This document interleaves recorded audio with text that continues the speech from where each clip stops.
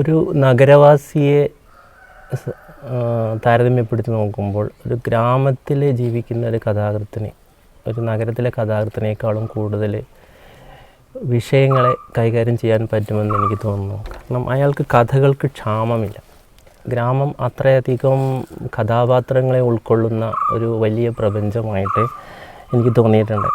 അത് ഏത് ഗ്രാമത്തിലാണെങ്കിലും ഗ്രാമീണ നല്ല രീതിയിൽ ആവിഷ്കരിച്ച നമ്മുടെ പൂർവ്വകാല എഴുത്തുകാരെയൊക്കെ പരിഗണിക്കുമ്പോൾ അല്ലെങ്കിൽ അവരെക്കുറിച്ച് വിശകലനം ചെയ്യുമ്പോൾ നമുക്കിത് ബോധ്യപ്പെടും. പക്ഷെ നഗരം പലപ്പോഴും തമ്മിൽ തൊടാത്ത ആളുകളുടെ ഒരു ഭൂമിക ആയതുകൊണ്ട് നഗരത്തിലെ കഥകൾക്ക് അതിൻ്റേതായ രീതിയിൽ ചില പരിമിതികളുണ്ടെന്ന് ഞാൻ വിശ്വസിക്കുന്നു.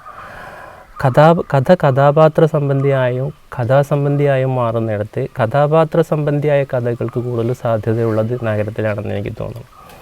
ഞാനങ്ങനെ പറയാൻ കാരണം എൻ്റെ ഗ്രാമത്തിൽ ഞാൻ കണ്ടെത്തിയ ഒരുപാട് കഥാപാത്രങ്ങളെ മനസ്സിൽ കണ്ടുകൊണ്ടാണ്.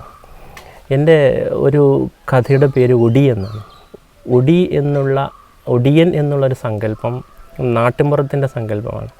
MT വാസുദേവൻ നായരുടെ വളരെ പ്രസിദ്ധമായ ഒരു കഥയുണ്ട്, ഒടിയൻ എന്ന് പറയുന്നത്.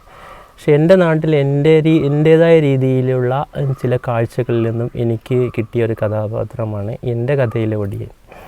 ഒടി എന്ന കഥയിൽ ഞാൻ ആവിഷ്കരിക്കുന്ന പാണൻ സമുദായത്തിൽ വളരെ കാലം മുമ്പേ പാരമ്പര്യാധിഷ്ഠിതമായി നിലനിന്നിരുന്ന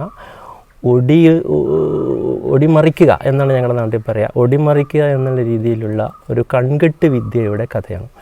കൺകെട്ട് വിദ്യയിലൂടെ ആളുകളെ ചതിച്ച് അതിലൂടെ അവരുടെ മരണത്തിന് വരെ കാരണമാകുന്ന രീതിയിൽ ഒടി നടത്തിക്കൊണ്ട് ജീവിച്ചു പോന്നിരുന്നൊരു സമൂഹമായിട്ട് ഞങ്ങളുടെ നാട്ടിൽ പാണൻ സമുദായത്തിനെ കുറിച്ച് ആരോപിക്കുന്നുണ്ട്.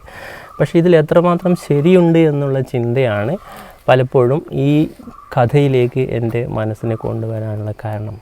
പാരമ്പര്യാധിഷ്ഠിതമായിട്ട് അധകൃത വർഗത്തിന് ജീവിക്കാൻ സാധ്യതയില്ലാതിരുന്നൊരു കാലഘട്ടത്തിൽ അവരുടേതായ രീതിയിലുള്ള അവരുടെ തൊഴിൽ ചെയ്തുകൊണ്ടിരിക്കുന്ന കാലഘട്ടത്തിൽ അവർക്ക് നിത്യവും ആഹാരം കഴിക്കാനുള്ള വരുമാനം കിട്ടാതിരുന്ന ഒരു കാലഘട്ടത്തിൽ അവരുടേതായ ചില കലാരൂപങ്ങൾ വളരെ പ്രശസ്തമായ കലാരൂപങ്ങളായി മാറുകയും അവരുടേതായ ചില പ്രത്യേകതകൾ അവരുടെ ദുർഗുണങ്ങളാക്കി മാറ്റുകയൊക്കെ ചെയ്തിട്ട് സമൂഹം നിലനിന്നു. അത് ഉച്ചനീചത്വങ്ങളുടെ ഒരു കാലഘട്ടത്തിൻ്റെ പ്രത്യേകതയായിരുന്നു. ഒടിയൻ എന്ന് പറയുന്നത് പാണന സമുദായത്തിലെ പാവപ്പെട്ട ജനവിഭാഗങ്ങളുടെ ഒരു നേർക്ക് ആരോപിക്കപ്പെട്ട ഒരു പ്രത്യേക മോശപ്പെട്ട പ്രവൃത്തിയായിട്ടാണ് എനിക്ക് കാണാൻ കഴിഞ്ഞിട്ടുള്ളത്. ഈ നാട്ടിലുള്ള എല്ലാ ആളുകളും ഒടി സമ്പ്രദായം അറിയുന്നവരാണെന്നൊന്നും ഞാൻ വിശ്വസിക്കുന്നില്ല. പക്ഷേ എൻ്റെ നാട്ടിൽ അങ്ങനെ ഒരാളുണ്ടായിരുന്നു, വളരെ പ്രായമുള്ളൊരു മനുഷ്യൻ. എൻ്റെ ചെറുപ്പകാലത്ത് ഞാൻ അദ്ദേഹത്തെ കണ്ടിട്ടുണ്ട്. അദ്ദേഹം പലപ്പോഴും അങ്ങനെ നിരന്തരമായി ഒടിമറിച്ച് നടന്നിരുന്ന ഒരാളാണെന്നുള്ള കേൾവിയൊക്കെ എനിക്കുണ്ടായിരുന്നു. ആ കഥാപാത്രത്തെ കേന്ദ്രമാക്കിയിട്ടാണ് ഞാൻ ഒടി എന്നുള്ള കഥ എഴുതുന്നത്. ആ ഒടി എന്നുള്ള കഥ എഴുതുമ്പോൾ എങ്ങനെയൊക്കെയാണ് ഇത് സംഭവിക്കുന്നത് എന്നുള്ളതിനെ കാര്യമായ റെഫറൻസൊക്കെ നടത്തിയിരുന്നു. വ്യത്യസ്തമായ പുസ്തകങ്ങൾ വായിച്ചിട്ട് എങ്ങനെയാണ് ഒടിമരുന്ന് തയ്യാറാക്കുന്നത്, ഏതൊക്കെ രീതിയിലാണ് മരുന്ന് കൊണ്ട് അവർ ഒടിമറിക്കുന്നത്, ഇത്തരം കാര്യങ്ങളൊക്കെ. പിന്നെ ഇതിനൊപ്പം തന്നെ നാട്ടിൻപുറത്ത് പറഞ്ഞു വരുന്ന ഒരുപാട് ഐതിഹ്യങ്ങൾ, ഒടിയുമായി ബന്ധപ്പെട്ട ഐതിഹ്യങ്ങൾ, മിത്തുകൾ, കേൾവികൾ ഒക്കെ ഈ കഥയിലേക്ക് സന്നിവേശിപ്പിച്ചെടുക്കാൻ എന്നെക്കൊണ്ട് സാധിച്ചു എന്ന് വിശ്വസിക്കുന്നു. പക്ഷേ പുതിയ കാലത്ത് ഈ വിഭാഗത്തിന് എന്താണ് പ്രസക്തി എന്നാണ് എൻ്റെ കഥ അന്വേഷിക്കുന്നത്. തീർച്ചയായിട്ടും ഈ പുതിയ ആഗോളവൽക്കരണത്തിൻ്റെ ഒരു കാലത്ത് ഒരു ഒടിയൻ എന്ത് സാധ്യത, ആ സാധ്യതയുടെ അന്വേഷണമാണ് ഒടി എന്നുള്ള കഥയിലേക്ക് കൊണ്ടുവരുന്നത്. മദ്യപാനാസക്തി അമിതമായി മൂത്ത് കഴിഞ്ഞ വൃദ്ധനായ ഒരു കഥാപാത്രത്തെ പുതിയ കാലത്തെ ഒരു പറ്റം ചെറുപ്പക്കാരെ ഒടിമരുന്നിൻ്റെ ശാസ്ത്രവിദ്യകൾ അറിയാൻ വേണ്ടി സമീപിക്കുകയും ആ ഒടിമരുന്നിൻ്റെ ശാസ്ത്രവിദ്യകളെക്കുറിച്ച് അയാളിൽ നിന്ന് ചോർത്തെടുത്ത വിവരങ്ങളുമായി മരുങ്ങി ഒരു വലിയ പ്രബന്ധം തയ്യാറാക്കി ചുളിവിൽ PhD നേടാനുള്ളൊരു ശ്രമം നടത്തുന്ന പുതിയ കാലത്തെ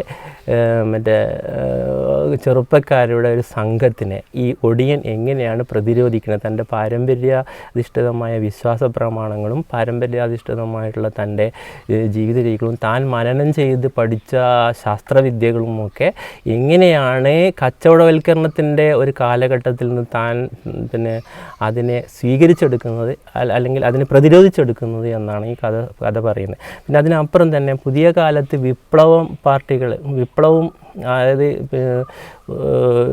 വിപ്ലവത്തിൻ്റെ തലതിരിഞ്ഞ പോക്ക്, അതായത് ഈ കഥയിൽ ഇങ്ങനെ ഒരു കഥാപാത്രം വരുന്നത് 2 വിപ്ലവകാരികൾ ഒടിയനെ സമീപിക്കുന്നുണ്ട്. ഒടിയനെ സമീപിച്ച് അവർ പറയുന്നത് ഒടിമറിച്ചുകൊണ്ട് തൻ്റെ ശത്രുവിനെ കൊല്ലാനാണ്. ഒടിമറിച്ച് ശത്രുവിനെ കൊല്ലുമ്പോൾ ഇന്ത്യൻ പീനൽ കോഡിൽ അതിന് വകുപ്പില്ല എന്നാണ്. അപ്പോൾ ഇവിടെ പുതിയ കാലത്തിൻ്റെ വിപ്ലവം പോലും എങ്ങനെ വഴിവഴിച്ചു പോയി.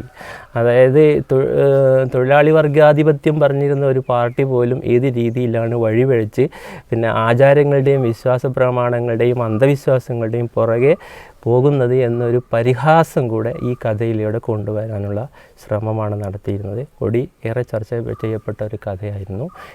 എന്നെ സംബന്ധിച്ചിടത്തോളം ഞാൻ എഴുതിയ നല്ല കഥകളിലൊന്നും, ഞാൻ ഒരുപാട് ഗവേഷണം നടത്തി എഴുതിയ കഥകളിലൊന്നുമായിരുന്നു ഒടി.